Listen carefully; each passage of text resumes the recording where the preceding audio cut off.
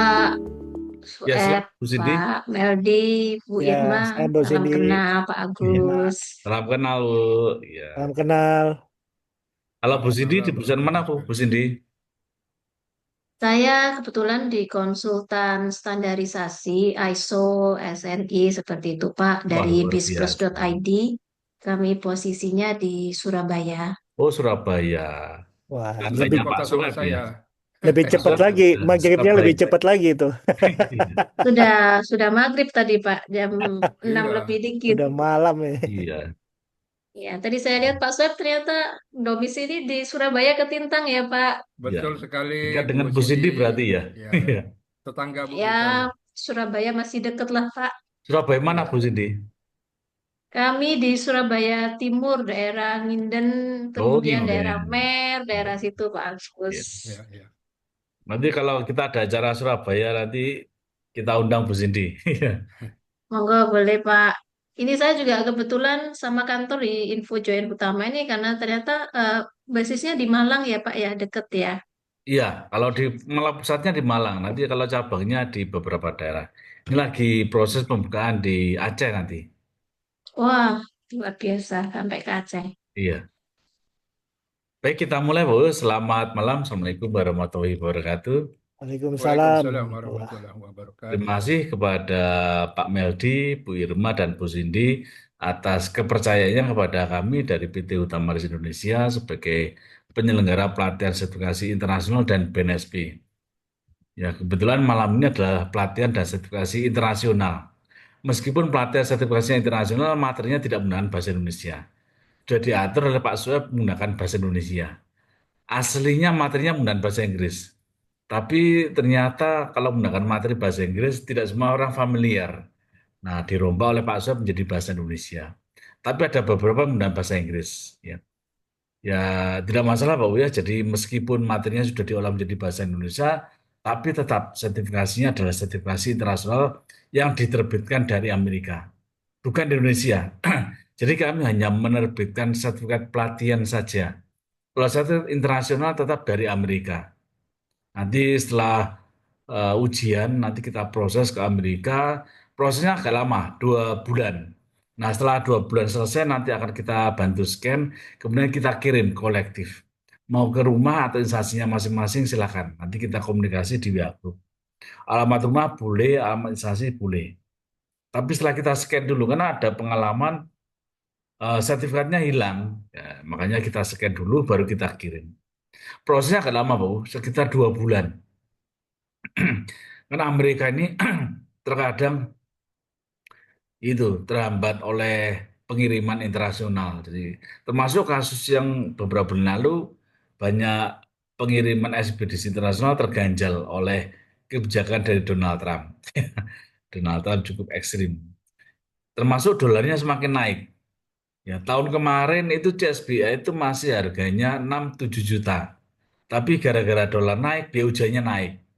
Ya, kita menyesuaikan dengan dolar. Ya. Inginnya kita itu efisiensi.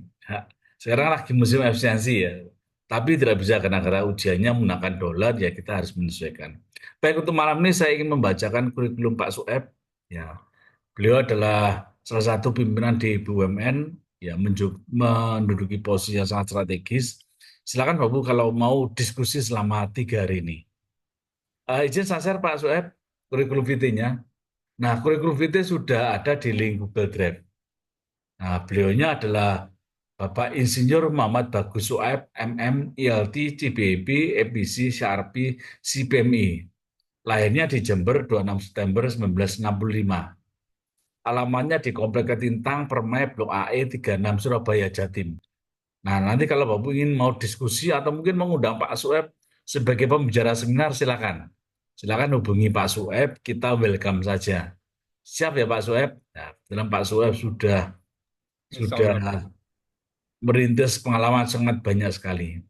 Pendidikannya adalah di Sekolah Tinggi Manajemen Bisnis Bandung, S1 Teknik Elektro, tapi lebih banyak ke manajemennya ya, yang diperdalam.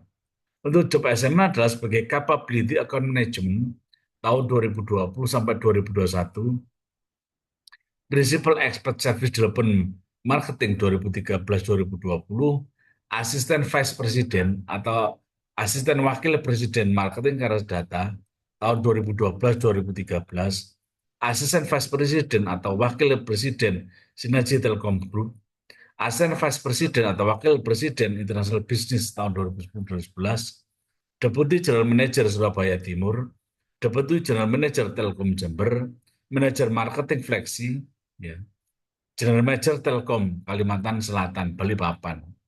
Nah, dengan pengalaman yang sangat banyak ini, saya yakin Pak Bagus memiliki analisis strategi bisnis yang sangat banyak. Silakan kalau Bapak Ibu ingin mencoba diskusi. Karena untuk materi pelatihan dan sertifikasi ini kita mengharap Bapak Ibu aktif. Jangan khawatir dengan ujiannya. Nanti saya dengan Pak Suap akan mencoba ujiannya tidak teori, tapi tentang analisis strategi bisnis. Perusahaannya bebas, Bapak ingin mengkaji strategi bisnisnya siapa.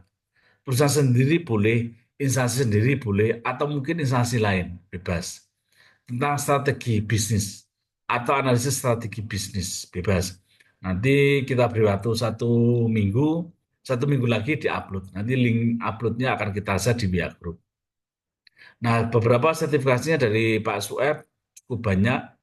Telkom Certification Integrated Marketing. Sudah muncul Pak Sueb di monitor, Pak? Sudah, Pak. Ya. Iya. Kemudian Essential Training tahun 2014. Saya share, terlempar. Telkom Certified Business Professional, Certified Business Analytic Professional, Ericsson Professional Coach, Asesor KPKU BUMN, Certified Risk Associate, Certified of Marketing dari Markplus, Certified Risk Professional, Certified Professional Marketer Asia, Certified 45001 Lead Auditor, dan banyak sekali yang lain. Sudah saya recording. Baik, terima kasih Pak Agus. Assalamualaikum warahmatullahi wabarakatuh. Waalaikumsalam warahmatullahi. Selamat malam Bapak Ibu sekalian. Senang sekali saya bisa berjumpa dengan Bapak Ibu sekalian dan berkenalan. Meskipun kita via virtual ya, via Zoom, tapi saya kira ini juga bisa menambah perbendaharaan teman gitu ya. Seperti Bu Cindy ternyata di Surabaya, siapa tahu nanti kita bisa ketemu ya di secara offline gitu.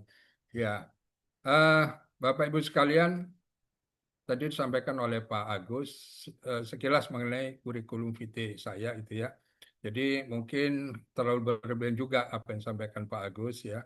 Saya hanya bekerja di Telkom. Mungkin yang saya bisa sampaikan Bapak Ibu adalah pengalaman saya karena saya bekerja di Telkom kurang lebih sekitar 31 tahun Pak. Dan posisi sekarang saya sudah statusnya pensiun sejak 2021. Ya, jadi cukup lama bekerja di Telkom dan mudah-mudahan nanti saya bisa sharing ke Bapak Ibu sekalian terkait dengan apa yang kita diskusikan pada malam hari ini dan malam-malam berikutnya ya, kurang lebih sekitar 3 hari kita akan diskusi bersama. Selama di Telkom, mungkin saya akan mohon izin share ya sedikit apa yang akan kita pelajarin atau kita diskusikan selama 3 hari ini. Sebentar. Sudah kelihatan nggak Bapak Ibu? Sudah Pak Bagus? Sudah, Pak. Sudah ya. Oke. Ini tadi sudah disampaikan sekilas ya mengenai kurikulum vitae saya. Nah, ini yang akan kita bahas Bapak Ibu sekalian selama 3 hari ini, di mana kalau rencana saya sih pada malam hari ini mudah-mudahan kita bisa membahas atau diskusi 3 modul Pak. Jadi terkait corporate and business environment, kemudian corporate strategi dan strategi execution. Hari Rabu besok insya Allah kita akan bahas lanjutkan untuk modul berikutnya. Ini modul ya, salah tipe ini. Jadi modul keempat terkait dengan brand strategi, kita akan bicara terkait dengan brand. Jadi kalau di malam hari ini kita lebih banyak bicara yang sifatnya strategik, mungkin bidangnya Pak Meldi ya. Kemudian ya, nah, jadi penyebab gagalnya kalau menurut 4DX itu mereka pertama tidak mengetahui goal ya, tidak mengetahui apa goal yang harus dicapai gitu ya. goalnya sendiri nggak tahu gitu ya, apalagi mereka harus bagaimana akan mencapainya gitu. Bisa-bisa tadi salah goal gitu ya, salah tujuan gitu ya, yang dimasukin sesuatu yang bukan yang seharusnya kita capai. Kemudian yang kedua ya, kalaupun mereka sudah tahu apa goal yang harus dicapai, mereka dalam mencapai goal tersebut atau yang kita sebut tadi di atas di poin 1 adalah widely important goals gitu ya. Kemudian yang ketiga, terus bisa dilakukan suatu pemantauan, monitoring terkait dengan pencapaian melalui suatu dashboard open score yang bisa dilihat oleh seluruh tim, ya, sehingga seluruh oleh penemu dari konsep ini ternyata banyak perusahaan itu yang tidak tahu mengetahui mana goal yang paling penting, yang sangat signifikan mempengaruhi terhadap pencapaian atau kinerja perusahaan. Jadi eh, banyak manajemen ya itu yang melakukan aktivitas kegiatan mereka gitu ya, bahwa dari semakin banyak eh, goals yang akan dicapai itu maka makin sedikit yang akan bisa dicapai. Ya, dari di sini 11 sampai 20 goals ternyata tidak ada satupun yang bisa dicapai. Kira-kira kalau menurut Bapak Ibu apa ini sebabnya? 11-20 ini dari hasil penelitian ternyata tidak ada yang tercapai gitu ya, dari 20 11 sampai 20. Ternyata yang kuadran yang menjadi fokus untuk dijadikan sebagai goal yang paling penting atau widely important goal adalah di kuadran 2. Jadi kalau kita lihat pertama kali kan seakan-akan kuadran 1 ya gitu, karena yang urgent dan penting. Tapi ternyata yang kuadran yang nomor 2 yaitu yang penting, penting ya, harus kita lakukan tapi tidak urgent dari visual tersebut. Nah, jadi di sini Bapak Ibu kita bisa lihat untuk mencapai atau melaksanakan widely important goals gitu ya. Ini ada leg measure yang menjadi indikator. Ini ada memberikan salam 95% dari tamu dengan hangat dan apa ya bersahabat ya. Nah, ini harus 95%. Tapi kalau misalnya yang datang ke customer ternyata tidak sampai disambut dengan 95%, berarti ada kecenderungan tidak tercapai nantinya. Ya, memastikan 99% dari order sudah tersentuh apa yang sifatnya untuk leader gitu ya. Kalau leader itu cukup 15 sampai 20 menit ya. Memang cukup agak lama karena apa? Di situ kan ada beberapa sub leadernya gitu ya. Kalau misalnya kepala kantor, di bawahnya ada kabak-kabaknya gitu sehingga waktunya sedikit lebih lama 15 sampai 20 menit. Tapi kalau yang sifatnya leader dari satu tim itu diharapkan hanya 5 menit sudah cukup gitu ya, jangan sampai lebih dari 5 menit sehingga dengan diskusi yang singkat tersebut maka bisa dievaluasi apa yang sudah dilakukan dan apa action yang berikutnya atau di minggu berikutnya apa yang harus mereka lakukan dan capai. Kita tidak ada waktu untuk exercise. Oke, sekarang langsung ke bagaimana kita membangun brand ya. Mudah-mudahan hanya sekitar 20 atau 30 menit ya. Ke depan kita bahas sekilas terkait dengan bagaimana kita membangun satu brand. Ada tahapan untuk kita membangun brand, Bapak Ibu sekalian. Jadi yang pertama kita coba identifikasi siapa audiens kita, siapa target market kita gitu ya. Kemudian yang kedua kita coba melakukan riset ya terkait dengan kompetitor kita ya agar kita tahu apa yang mereka lakukan dan apa yang harus kita lakukan gitu ya. Kemudian yang ketiga kita harus menetapkan ya apa yang menjadi purpose dari brand dan posisi daripada brand. Kita harus tetapkan sehingga nanti jelas ya apa yang menjadi purpose dan posisi brand kita di pasar. Kemudian yang keempat adalah kita kembangkan ya personality dan brand voice. Jadi personality kalau dianukan kan menjadi kepribadian ya. Artinya sesuatu yang sifatnya unik dari brand kita dan bagaimana brand ini dikenal oleh masyarakat atau oleh pasar. Kemudian yang kelima kita juga harus menciptakan adanya brand story. Ya, tadi seperti Coca-Cola ya, kita dengar tadi bagaimana Coca-Cola itu membangun brandnya melalui storytelling dengan adanya satu event-event kejadian yang apa namanya diangkat oleh Coca-Cola dan menjadi suatu story untuk memperkuat mereknya. Kemudian yang keenam adalah kita harus eh, menetapkan gitu ya nama brand gitu ya. Nama brand harus kita tetapkan. Kita juga menentukan slogannya. Kemudian kita harus juga menetapkan mendesain logo. eh, Dan yang sembilan, kita harus juga mengintegrasikan antara brand kita dengan bisnis. Artinya harus harus selaras gitu ya. Tidak boleh berbeda antara brand yang kita eh, kita create dengan bisnis yang kita jalankan. Dan jangan takut kita untuk melakukan rebranding atau membuat atau merubah brand kita gitu ya. Yang ke-10. Nah, ini coba kita lihat satu persatu. Baik, Assalamualaikum warahmatullahi wabarakatuh. Waalaikumsalam. Selamat malam, Bapak Ibu sekalian. Alhamdulillah kita bisa ketemu kembali ya pada malam hari ini untuk kembali berdiskusi terkait dengan materi-materi eh, terkait dengan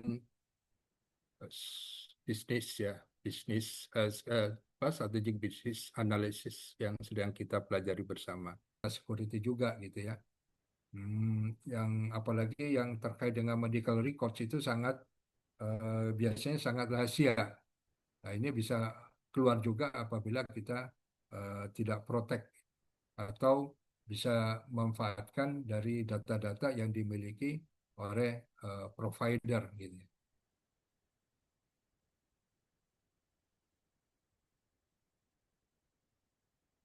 Ini sebenarnya kita ada satu yang harus kita ya diskusikan. eh Cuman saya kira waktunya juga sudah tidak memungkinkan gitu ya, karena sudah bisa diberikan di sini contoh-contoh perusahaan ya yang fokus kepada diferensiasi dan fokus kepada cost leadership. Mungkin itu Bapak Ibu yang bisa saya sampaikan untuk yang modul yang ketujuh ya. Memang lebih banyak agak susah kita akan praktekkan karena banyak yang sifatnya juga harus memerlukan satu apa namanya satu diskusi gitu ya. Karena kalau tidak diskusi mungkin kita jadi tidak terlalu paham gitu ya apa maksud dari statementnya.